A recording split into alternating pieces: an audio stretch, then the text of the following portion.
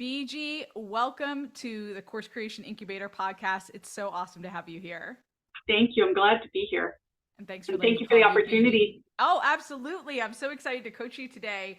And I thought we'd start off with reading a little bit about your application and why you're here. I asked you for your vision for your online course, and you said to educate parents of infants, toddlers, and young children the important tools for spotting early neurological, behavioral, and physical issues, and how to use clinically proven tools to correct them and layer in healing.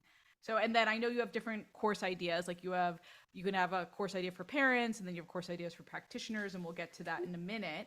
And then I asked you what's kind of your burning question and what we want to talk about today. And you said starting without an email list, and you've been doing this work for 25 years by referral only, which if you're listening right now and you're a coaching consultant, I know you're out there and word of mouth is your bread and butter. So now you're trying to figure out, okay, how do I sell an online course to many, right? So I think this is a great question. And then also, I know we talked about what happens when your paid course becomes like this masterpiece or signature course and it's so big and you have so much to include. So we're going to talk about that as well. So Great. let's dive in. First and foremost, I want to know, who is your course for? So, and how does it differ from who you serve in your practice, if it does? Sure. Well, it kind of does because Yeah. in my practice, I see a lot of children who come who already have neurological delays, who have behavioral issues, who, the parents are already stressed, which puts them in fight and flight. And now there's conflict in the family. And then starting from a later age to help rehabilitate and help each child to reach their potential. Whereas for the course, I want to start from day one for parents and practitioners who are seeing children so that they understand what the signs that their children are showing them really mean. So the way that they're moving, the way that they're developing, using mobility, and how the parents can intervene through the time they're already spending with them, so that they can help to optimize whatever experience this child is going to be able to have. So they're comfortable in their brain, their bodies, understanding what hidden food sensitivities look like and how that impacts neurological development is a lot about what I do too. Okay, this is great. So a lot of times I like to talk about what's the pain point or desire here, right? So with your practice, the pain point is really obvious. Like they've likely been diagnosed, is that right? Or there's a challenge that has presented itself and they know they need you. So my question for you for this course, if you want to get them one step ahead of that, how do they know they need you? What is that moment? And we call it the OS moment, where they realize, oh, I need BG's course to help me with this. So it's a great question and one of mine as well, because parents think that neurological development happens on its own. Mm, Right okay. now, we were taught that, oh, well, babies develop, they're going to crawl, they're going to walk, they're going to do all of this. However, the reality is children have never been more challenged than they are today. So much so that they had to change the milestones last year. They pushed our Wow. milestones back 3, 6, and 9 months. You're So what, serious? Are you serious? yes. So what was typical for us as kids has now been delayed by 3, 6, and 9 months, which is a lifetime for a child. So we are accommodating timelines for the delays that are happening. So I'm not sure, how do I let parents know, hey, you can use the neuroplasticity of your child from day one by incorporating some of these simple tools and exercises and knowing what to look for, so you never have to have those really worrying moments. Or if you see something happening, you already know. You're not waiting for a 10-minute appointment here and there throughout the year to identify. Okay, so this is great. So and then you have a note here, proactive parents, right? Mm-hmm. So, um, is this instead of a response or reactive course, like something Mm-hmm. is arising, it is proactive, right? In that and I think at that sales page, you need to talk about in your sales page that they've been pushed back 3 months. And like, you just got a wow factor for me as a parent of a 9-year-old boy, right? Like, I couldn't even imagine that. And just big in the sales page, like, this is what's happening. If you want your child to be ahead of the game, or like even on those old standards, right? Yeah. This is what you need to know. And I know as a parent, I was reading all those books, like what is it called? Was it the Wonder Book? What was it? The Wonder I'm not uh sure. There's so many of them. Okay, I'll link to it in the show notes, but Right. my best friend Jenny gave it to me, and it's like what milestones they should be hitting and like what Hmm. they should be doing. So, and I read that book religiously, right? So, uh it's those kind of parents that And pick let up the me books ask like you, that. Yeah. When you were reading that book, Yeah. right? Weren't Yeah. you like, oh wait, did that get met? Wait, hold on, was that met? What if it's not met? Right. What if you had a list in front of you that said, if this isn't being met, or to help them meet this, do these exercises and stimulations for your baby. You know, Yes. and I would make love it that. easier. Yes. Yeah. Okay, so we're getting to the crux of this. The parent that picks up that Wonder Book is your audience. Okay? Mm-hmm. Because they are proactive, they've got this top of mind, right? So, I'm also thinking too like a second audience, maybe parents of they've had children who had challenges already with Mm-hmm. these, and Yes, now they have a second or a third kid and they want to be more proactive. Would that be an accurate audience as well? absolutely. And in Yeah. the introduction, it does talk about the free mini course. Mm, Is it says, look, whether you have a diagnosis or not, the exact same tools that I've been using to help neurorehabilitate the children who have challenges, who were my patients, are the same tools that you keep using. Here's how you do them. And if you put them in place ahead of time, it scaffolds the brain and support for development. yes. Okay. I love this. And I think it's so important. Okay. So I want to clarify too for our audience. You've got a free mini class. It's 30 minutes, right? And Yes, then that's the gateway to the paid class, right? correct. Yes, Okay. Okay, great. And we're going to talk about your wait list too. So I want to talk about that as well, BG. So perfect. we've got lots to talk about. So for your marketing, it's so Mm-hmm. important. What you just said, the fact that the milestones are behind, don't Mm-hmm. you, your kids' neurological development won't happen alone. Like I was like, yeah, it will. Right. Well, that's what people think. So I'm like, Tristan's gonna be great. He's just gonna crawl and do all those things and stand up. So I think making an argument for that, like I would want an opt-in, a lead magnet for you. And oh, what lead magnet do you have right now, by the way? What's your opt-in? The opt-in is so far the free course. The free course. Okay. So if you wanted a step before the free course, like Yeah. a checklist to the free course, I would say like 10 minutes a day that you could do to further your child's neurological development. And then you have Right. to make that argument. You have to tell me like it doesn't happen by itself. Like, so I think, or it's myths, right? It's like 5 myths behind how your child develops and 10 minutes a day to help them uh, really thrive. Something like that. Like I would pick that up in All a right. heartbeat. So before, if you want to do that before the mini course or, Mhm. in conjunction. So I think I love that for you. It's this idea, part of those freebies should be conditioning parents to say like, oh, there is a challenge here that you might not know and Mhm. you can be proactive about it. Because so many times as parents, we want to be proactive, right? So like if a disaster happens or something, I'm always reading those articles like here's how to avoid that for your kid. Mhm. Right? Yes. Right? Yes, as parents, it's like, okay, how do I avoid that for the future? And like you're a big course. That's what your course is about. So those proactive parents are your person and then finding where they live. So like Mhm. I would target the books like those Wonder books. And Mhm. what else is out there that's a similar vein?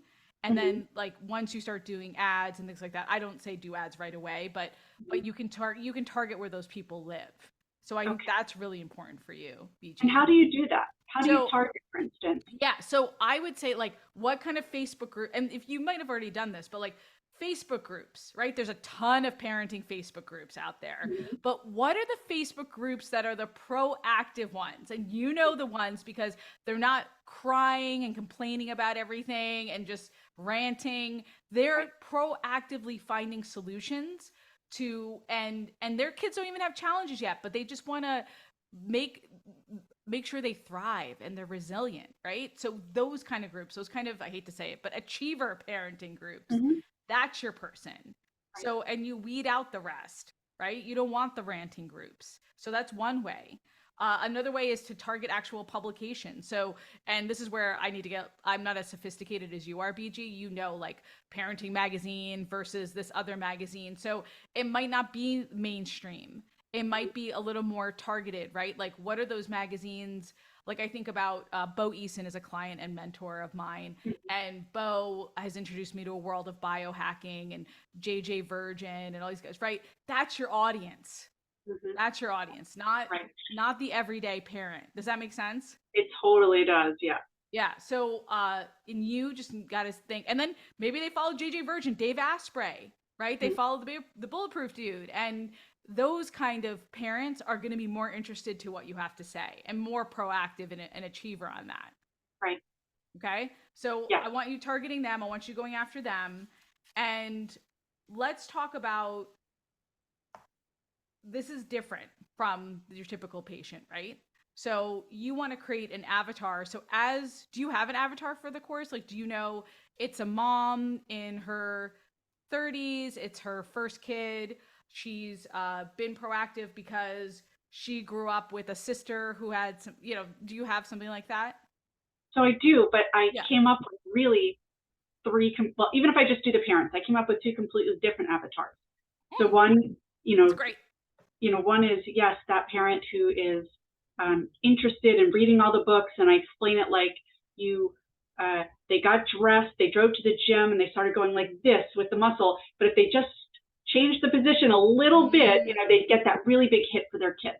Yeah. So they're already doing all of this stuff, but they just have to alter what it is exactly. And then I have the other one who is this parent who recognizes that there might be something going on with their child or has a diagnosis, but doesn't have access either financially or geographically to the therapies that are available. So I want to use the Childhood Essentials main paid course I'm going to interview therapists and doctors that are colleagues of mine who do these therapies that can be done at home for these families so that they are not out there on their own. I want everyone to have this opportunity to help their child in the best way that they can. Okay, that's great. So proactive audience is your first one, reactive audience is your second one. Okay. So, and that's great. This course can be for both. Absolutely. And because even though, like you said at the beginning of the podcast, like I want to get people a step before that happened to your practice, you're still going to get those people who want to go to your practice. Right. But this is, like you said, like an affordable and national or international option depending. Okay. Love that. That's great. Your course will naturally attract both. And in terms of marketing, you're building your list, you're building this, or you've got this mini course. You've got the wait list up. So I opted in last night, and VG and I were talking about this last night. I was like, where's your email sequence? And where is it, BG? It's being developed. As we are talking, I have someone helping me to do that. Yeah. So what's great is you got the wait list up. So congratulations. Thank you. Now I wanted that information. I was hungry for it, right? So like that confirmation, congratulations, you're going to be in that founding class. That first email should say that, what I'm going to get out of it. And then in the meanwhile, I wanted some content from you, right? Like, okay, keep me somewhat on the hook, right? Until the course comes out. So I want 3 touches with information. Like meanwhile, like maybe the first email is just laying that baseline of, this is what you should know about your kid in neurological development, and it doesn't happen on its own. And here are a few tips or insights that you can do. Do you have a blog? What do you have? What do you got for content? Just started, posted one. The website is being revamped right now. So I just got my first blog up. Okay. So listen, I don't care if you have a blog, and if you're listening right now, you could give me content just in the email. So you could just write me an email that's like, here's 3 tips, here's what to look out for, and that's gold. And then the second email could be about some of the more not popular, but biggest challenges that you see in terms of your field. Another email could be some more tips or insights or a case study of somebody who came in and was proactive or reactive. If you do one proactive, one reactive. So this is part of your email sequence. And this is going to keep me on the hook and keep me excited and engaged for your course. Does that make sense? Yeah. Okay. So that's what hopefully, and then now I'm logged in or I'm opted in. So I'm going to expect to see those emails. Great. Okay. So I'll be Yes. looking out for those emails. Okay, great. So you're going to build up that wait list and then you're going to sell to them. Can you use your network to sell this course? Yes. I have Okay. colleagues who are available and interested, and I was thinking of also doing an affiliate option for some of the larger mom groups on Insta. And what are your thoughts on that? Yeah, so great question about using affiliates. I love to start with a launch that is mostly your own. I think it's fine. I'm fine with starting with affiliates. I would not offer a paid affiliate opportunity yet until you launch your course because Mm-hmm. there's so many unknowns and just figuring out like, okay, what is the messaging right? Is the price point right? I think you said you want to charge 350. Is that right? Okay. So depending on, and I think that's a fine price depending what the competition is charging and what else is out there. So you could offer non-paid affiliate opportunities. You could just say like, "Hey, just starting out, would love for you to mention this, or I'd love to do a live with you, like some groups. Maybe you Mm-hmm. can go live on Instagram and just promote it that way. And then once you've got your feet wet in the second promotion, you could offer them a paid affiliate opportunity. Mm-hmm. But I'm a big believer in getting the word out. So I encourage you to do a founders launch in that, and you set, I want 10, I want 20, whatever that number is, and say, think about your multi-channel marketing efforts. So I'm going to post on organic social. I'm going to get it in front of these groups. I'm going to go live. I also have my wait list, so I'm going to email people. And what are other ways that you can get the word out? You might make some phone calls. You might network, right, with your people in your community and see how many ways you can get the word out. Mm-hmm. Okay. Yes. So We're going to do a brochure as well. And there's a lot of therapists and doctors in the area who are a little bit more open-minded. okay, Would great. probably, be interested in that.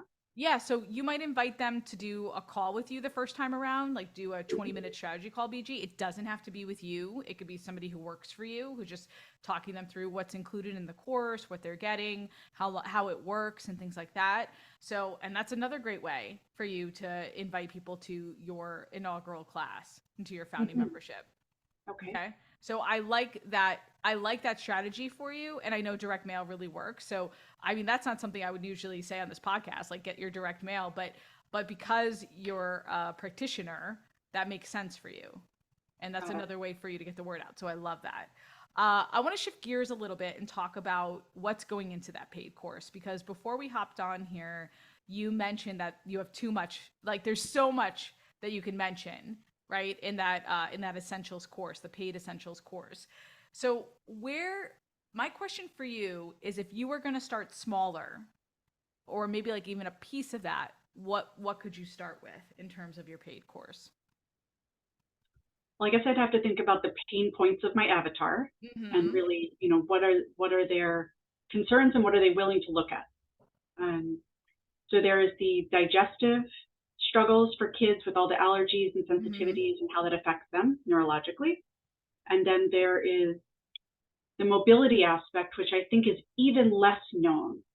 So Mm. perhaps some education around what it looks like when a baby is moving, uh, what that actually means, and how to enhance their mobility and how that affects the oxygen in their brain and their lungs, and strengthening their neurological pathways that way. So I think that's the most unknown, but I don't know if you touch on the most unknown, which is more foreign to someone, or if you go for something that's a little bit more familiar. Okay, great question. And then the parents that you're targeting in the avatar, how old are the kids? They're babies? Anywhere from 0 to, I'd say, 6. 0 to 6. Okay, that's great. Where are you seeing the biggest demand now in terms of questions, in terms of people really not being educated and the challenges are greater than ever? The challenges are greater than ever all across the board. We're Where's the getting demand? Where are people? so they're so I'd say right around the ages, like the age range is around 2 to 4, when parents are finally getting hip to the fact there's an issue. Okay, and what is the issue? And then is there an issue like the digestive issue is like bigger than or you're seeing more and more patients with that or more and more people So that. generally they're getting like okay, well, there's a learning delay or a mobility issue or there's low tone or something, which means there's probably been a digestive issue the whole time. Mm. However, it's manifesting as these delays. Okay. So tell me the course promise. What are you going to bring for me for the bigger course? Like, let's pretend like you're going to give me the entire everything, kitchen Oh, sink. I wish I had my little script in front of my elevator pitch in front of me, but I'll give it to you Yeah, off give the it cuff. off the cuff. All right. So I want, as a parent, for you to feel confident at every age and stage between 0 and 6 to know what the child is showing you through their mobility, their lack of mobility. If they're missing milestones, it's not about checking it off and saying, oh, my child rolled this way and that way and we're good. It's about what those pathways that had to be created in order for that child to roll. So if they have missed rolling at 5 months, there was a pathway that did not get created. There are exercises I will show you, and there are tools that you can use that make sure all those pathways are there, because they support the child's nervous system. They support their ability to ultimately learn, read, write, hold a pencil. So these are all things that matter only because of how it scaffolds support into the brain. And so also showing you what food sensitivities really look like. I want to splash up there and show these antibodies that I'm getting in children from age 2 on up that show so much inflammation, they look like a chronic patient as an adult, really. And so parents just don't realize that speech, language, reading, development, vestibular work, all of that has to do with the inflammation in the body too. Okay. So I want to give parents the way to look at this. Okay, this is great. So I could tell right now why you said to me before this podcast, like, I've got a lot, because that is a lofty course promise, BG, to say, I want you to feel confident from the ages of 0 to 6 to know exactly the pathways and know like, whoa, hi, like that is a big promise to encapsulate like all these parents. Yes. So I invite you to drill down on that, especially for your first paid course, and really hone in on either an audience, a challenge, like you said, food sensitivities. Like, could you drill down and just do like a course about food sensitivities to start? For like a month, I could talk about that. Yes. Okay. Yeah. See, but in that other course, the 0 to 6, right? You're going to tell me about a bunch of different challenges that my kid could have depending on my pathway. Is that right? Yeah. Okay. So I'm wondering if we could hone in on one challenge. It doesn't have to be food sensitivities, but I'm hearing that it's trending, it's urgent, it's something that's coming up.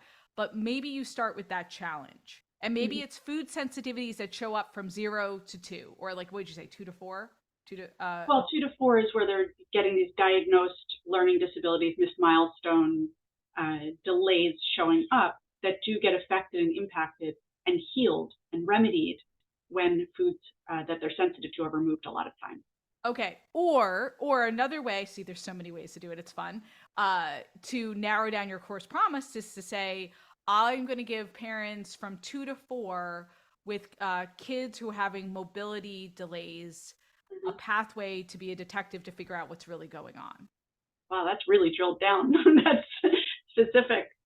But not my birthday. Yes. Okay. Like yes, but how is that too? I don't think that's too small of an audience, right? There's a ton of parents. Sure. Or am I wrong about that? You can challenge me on that. You're right. I mean, I'm sure if I put that out there, there's a lot of hands that are going to go up. And you don't have to. You will not say 2 to 4 on your sales page. You will say parents. No, you're gonna have it in the back of your head, right? But parents experiencing mobility challenges with their kids, for their little ones, for the first time, knowing in the back of your head it's usually 2 to 4. That's your target audience, and then giving them the promise that I'm going to teach you how to figure out the pathway forward and get them on the right track. Now, that's more reactive, right? So you can naturally also attract the proactive people who want to just avoid the mobility challenges for whatever reason and be proactive with the neurological development, because that'll be a benefit anyway of this course, is what I'm hearing, right? You're going to teach that. Yeah. Yes. When we work with well children, they end up excelling. I love that. Yeah. So For who is this for? I see this who's for. By the way, I want to who's this for on your wait list too. Okay. So proactive parents, because I saw you had parents and then you had practitioners. So I want to see what kind of parents, like proactive parents who want their kids to excel because they're armed with this kind of information about how to boost their neurological development. Who was this also for? Someone who's maybe kids behind and need to know what's happening here and can't get to a really expensive clinic and want to play detective and really benefit their kids. So like I Great. want that. Okay, so I want that on your wait list and I want that on your sales page. And that might not be quite right about the mobility, BG. What I'm trying to show you here is you could just start more focused. It doesn't have Mm-hmm. to be that, but I would love for you to start smaller or more focused. It doesn't even have to be smaller, more focused. And then you could build from there. Then you can expand. Either it's separate courses or it's, hey, if you want the bigger course, I'll put the 350 toward the bigger course. And you include that truncated course, that shorter course in the bigger course too. Mm-hmm. Okay? And then you can Yeah. upsell to that. So how does that feel? That feels good. Okay. That feels, I mean, I understand the importance of drilling it down because it felt so big. It's so big right now that I'm afraid like one, I think you'll get it done because you're motivated. But a lot of times if you're listening right now, we don't get our courses done because it's so big.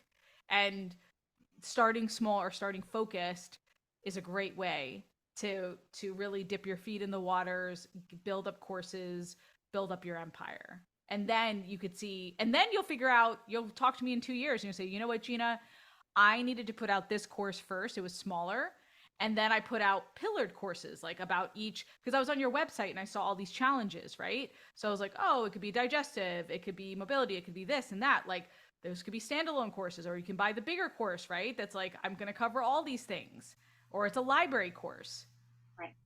Okay. So am I just ranting here? I'm ranting a little No. bit. So my next question is, do you Yeah. create sales pages for each one of these little mini courses? I think it depends on how you're selling it. So see, that's what I'm saying. Like you could build out each course individually, and then you could offer it out as your library course. Like, hey, if you're a proactive parent and you want that library course and you pick and choose, like, oh, I want to learn about this now, I want to learn about that, then I would sell it as a whole.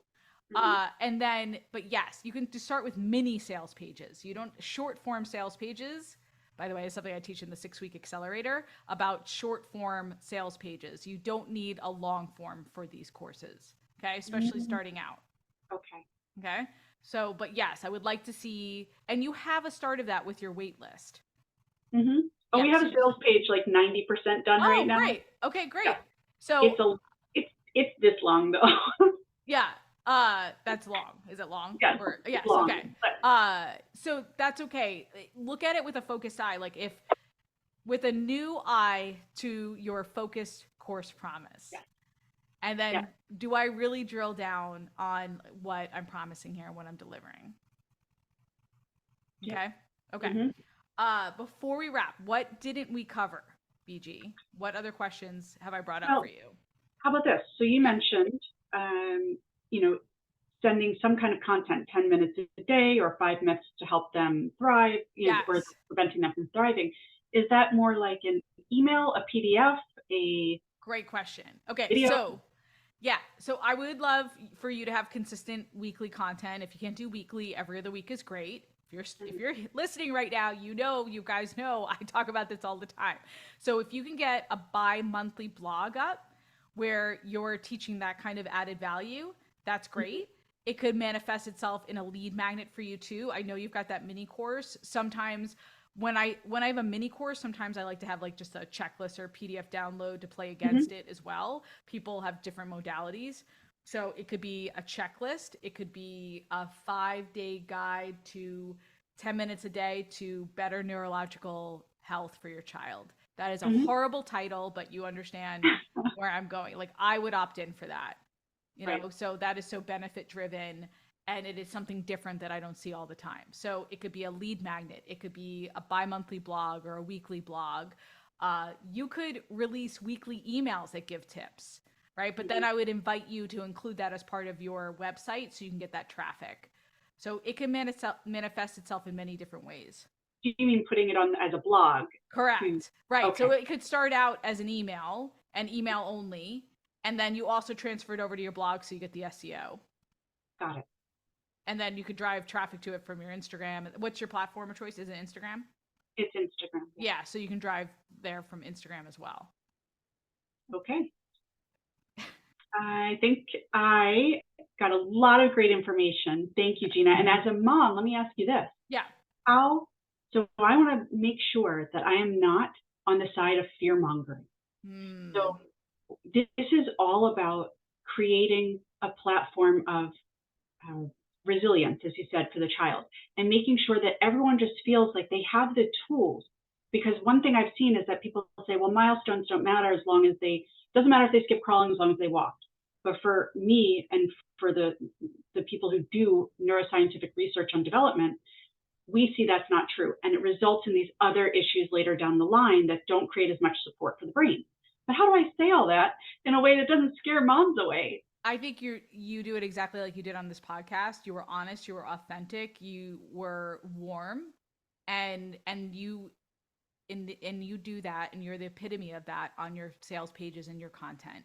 So you're educating us. So I definitely want a 5 myths content piece from you about that could be a blog, that could be an opt-in. One of the myths is it's okay, like you just said, it's okay if they miss one but that's not true. And you are the expert. So simply educating us on that is not fear mongering. That is adding value to our lives.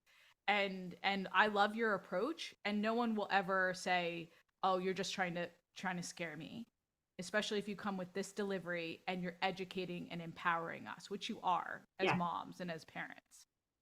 That is the goal. And just to let you know, and anyone who's listening, you can always go back to that milestone that was missed and reintegrate it. So if your child skipped crawling, you can go back and have a crawling program for them, even at 2, 3, 4, 5 years old. And that still creates that scaffolding in the brain. I love that. Thank you for the tip. Yeah, just so no one walked away thinking, oh no, my child didn't crawl. Yeah, but this is gold to me. This is gold content as a mom to me, right? So, and just hearing your perspective and hearing what you know, and again, you're so authentic, BG. You're not coming across, do not have a superior frame. You are peer to peer. That's your approach, right? One mom to another, right? Absolutely. So we are all in this together. Yes. Every child might, if I didn't know what I knew and have the colleagues that I had, one of my kids definitely would have been delayed. One of my kids definitely would have had challenges. I watched him go from, because I had a really traumatic pregnancy and I had a really traumatic couple months after. And so I watched him falling behind significantly. And even doing the things that I could, I had to call in some colleagues and say, what am I seeing? Am I seeing what I think? Yes. Okay. Can you guys help me here? And if it weren't for them, so I know the fear. I had my friends say to me, well, it's X, Y, and Z. And I said, okay, I know that, but you need to say it much nicer because I'm a mom in this situation and I'm freaking out. Good for you. Right. I said, you need to say it without freaking me out. Okay. This is great. Is this story on your sales page? Oh, no. Wait, time out. Everybody time out. This story needs to be on your sales page. Thank you. I'm glad I said it then. Okay. So, and this is so powerful, relatable. This is your mission and it's personal. And this is why you are so passionate about what you do and serving parents. This needs to be like, not the top. I want the benefits on the top. I want what you're going to do for them, but I want it pretty high up, BG. I don't want one of my kids to see it and be like, which one was it? No, but it's a great story. Yes, pretty high up. And then I want you telling that story everywhere you go when you're talking in terms of the course. Okay? Because again, it is personal. It connects you. Like I already felt a connection with you, but if we started the podcast that way, I'd be like, love this woman. Okay? You need to have it everywhere. All right. I will try that on. How's that? All right. I love it. Okay. Try it on in little mini doses. And then as you get more comfortable, feel it more and more. Okay? All right. I know I gave you a ton of advice. I know we just whipped through a lot of different things. Please check back with me and let me know how you're doing. Definitely. And we'll give an update for our listeners as well. Wonderful. Okay, thanks so much for being here. Thank you.